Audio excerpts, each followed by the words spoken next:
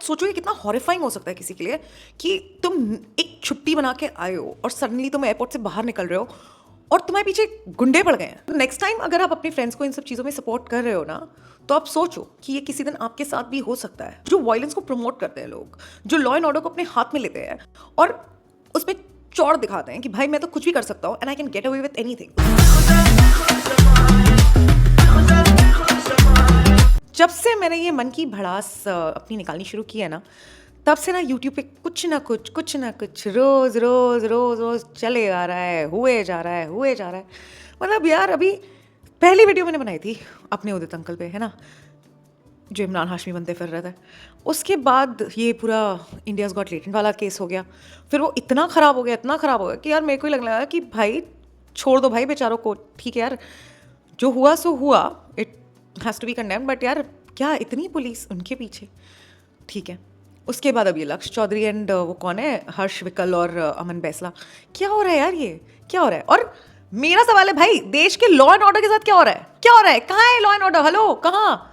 मतलब कोई कुछ बोल रहा है और उसके पीछे पुलिस पड़ गई पूरे देश की, और यहाँ पे मार पिटाई हो रही है और उसके साथ कुछ नहीं। तो हुआ ये कि 8-10 दिन पहले लक्ष्य चौधरी ने, जो हमारे रोस्टर भाई साहब हैं, उन्होंने बना दिया एक रोस्ट वीडियो अमन बैसला और हर्ष विकल पे। यार तुम भी कैसे कैसे लोगों से इंस्पायर होते हो। मेरा वो रिश्तेदार है, वो डॉक्टर बन गया, मैं भी उनकी तरह बनना चाहता हूँ, मैं इंजीनियर बनना चाहता हूँ, तो वो शर्मा जी का लड़का है ना, उसकी तरह बनना चाहता हूँ।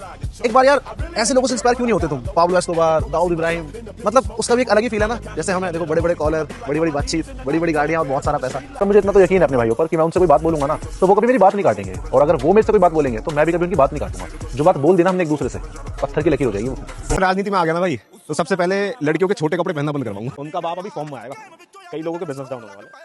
जिले का, इस शहर के, स्टेट का सबसे बड़ा अमीर आदमी मैं हूं जी। सबसे ज्यादा इंस्टाग्राम पे भाड़े की गाड़ियों के साथ मैंने रील बनाई हुई है जी। आप मेरे से मैनिपुलेट हो ना प्लीज, मेरे से ज्यादा अमीर मत समझना किसी।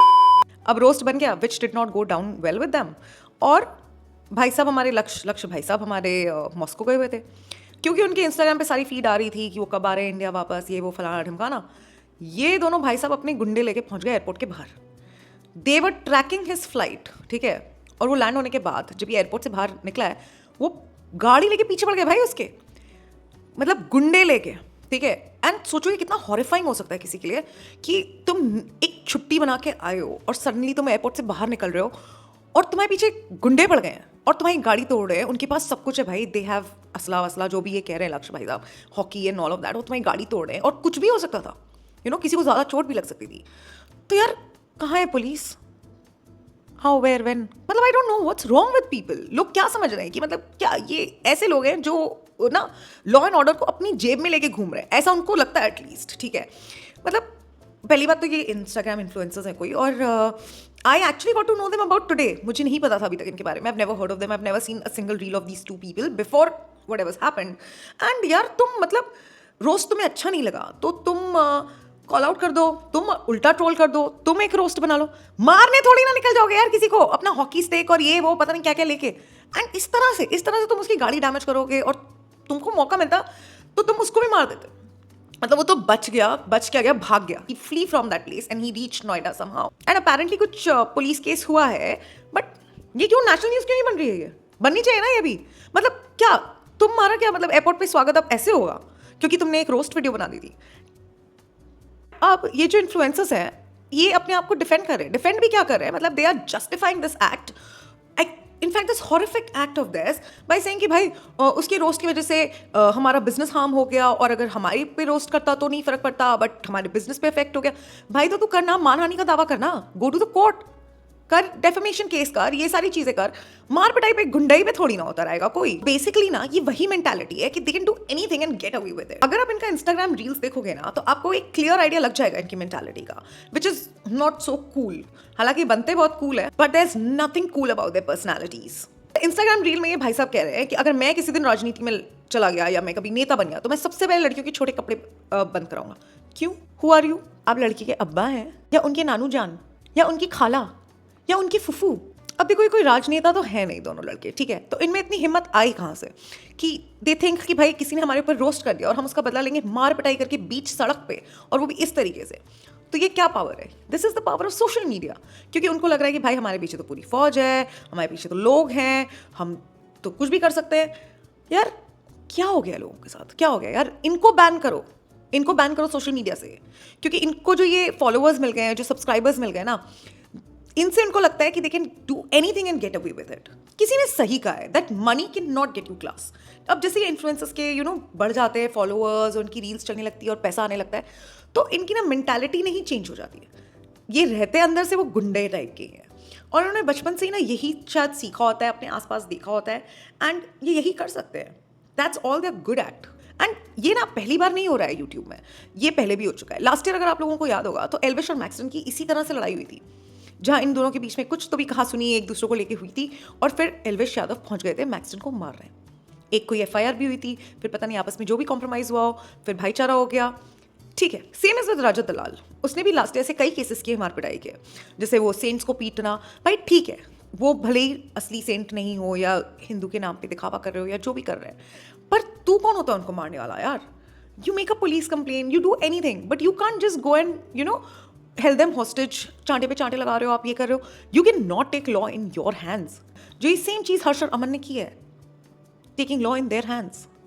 और अहमदाबाद का एक बच्चा जो जिम जाता था, उसी जिम में जिसमें रजत दलाल शायद ट्रेनर था या पता नहीं आता था जिम में वर्कआउट करने, और उसने एक स्टोरी डाल दी उस बच्चे ने इंस्टाग्राम पे कि सुबह सुबह किसको देख लिया, और उसके बाद उसने उसको इतना मारा पीटा है।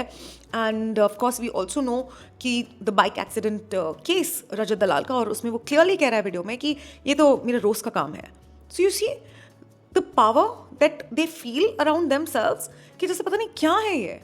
और अगर ऐसे लोगों को आज का यूथ और हम लोग फॉलो कर रहे हैं, अनसब्सक्राइब कर रहे हैं, तो आप समझ जाओ that India is in a big danger.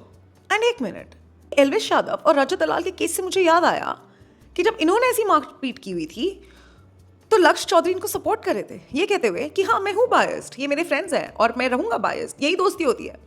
तो अब आप क्यों रो रहे हैं? Life comes in a full circle. आपका तो बिल्कुल वो ऋतिक रोशन वाला मोमेंट हो गया जब वो कहो ना प्यारे में न्यूजीलैंड से लैंड करता है और फिर उसके ऊपर हमला हो जाता है। Wasn't that scary? तो नेक्स्ट टाइम अगर आप अपने फ्रेंड्स को इन सब चीज़ों में सपोर्ट कर रहे हो ना, तो आप सोचो कि ये किसी दिन आपके साथ भी हो सकता है। And instead of supporting, please try and correct your friend, because violence is never a solution, never ever. आपको ये समझना चाहिए कि जो आप आज अपने फ्रेंड्स को जस्टिफाई कर रहे हो और उनको डिफेंड कर रहे हो, तो आपके फ्रेंड्स जैसे और भी लोग हो सकते हैं जो ऑफेंड होने पे उसको नॉर्मली या मैच्योरली हैंडल नहीं करना जानते। They take law and order in their hands, और फिर वो इस तरह की गुंडाई पे उतर आते हैं। However, this time लक्ष्य Chaudhary was not at fault. उसकी सिर्फ इतनी ही गलती थी कि उसने एक रोस्ट बना दिया, एंड शायद उसने उसके लिए परमिशन नहीं ली या उनको पहले से इंटीमेट नहीं किया। एंड द आयरनी इज कि लोग इन्हें इन्फ्लुएंसर्स कहते हैं, जो यूथ को ये सिखा रहे हैं कि आपके साथ अगर कोई कुछ गलत करता है या आपको कुछ गलत बोलता है तो आप लॉ एंड ऑर्डर को अपने हाथों में ले सकते हैं। अगर आपको कोई चीज़ पसंद नहीं आई या आपको लग रहा है कि अगर ये सामने वाला बंदा सच्चा नहीं है या उसने आपके अगेंस्ट कोई स्टोरी डाल दी, तो आप उसके साथ जाके मार पिटाई कर सकते हो। You can even try and kill the person. या अगर आपका दोस्त ऐसा कुछ करता है तो आपके पास पूरा राइट है उसको डिफेंड करने का एंड उसे ग्लोरीफाई करने का। मेरा दोस्त है, यही दोस्ती होती है।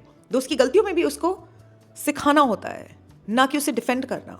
वो होती है असली दोस्ती। भाई एंड्रयू टेट की तरह ना इन सबको बैन करो जो वायलेंस को प्रमोट करते हैं, लोग जो लॉ एंड ऑर्डर को अपने हाथ में लेते हैं और उसमें चौड़ दिखाते हैं कि भाई मैं तो कुछ भी कर सकता हूँ and I can get away with anything. उसको डिफेंड करते हैं, उसको जस्टिफाई करते हैं। इन लोगों को बैन होना बहुत जरूरी है because they are certainly a very wrong influence on the generation. The moment they have no subscribers, no followers and people only mocking at what they are doing, इनकी सारी हेकड़ी निकल आएगी बाहर, देख लेना। अगेन आई वुड से कि even though लक्ष्य चौधरी का इस केस में या इस इंसिडेंट में गलती नहीं है, बट फिर भी यू नीड टू अंडरस्टैंड कि जो तुम करते हो that can come back to you. And for those two jokers I feel sorry for you. So yeah guys, that's all for this episode of Man Ki Bhadas. Do let me know your opinion in the comment section below and do like, share and subscribe. मिलेंगे next video में, तब तक के लिए Tata, bye bye and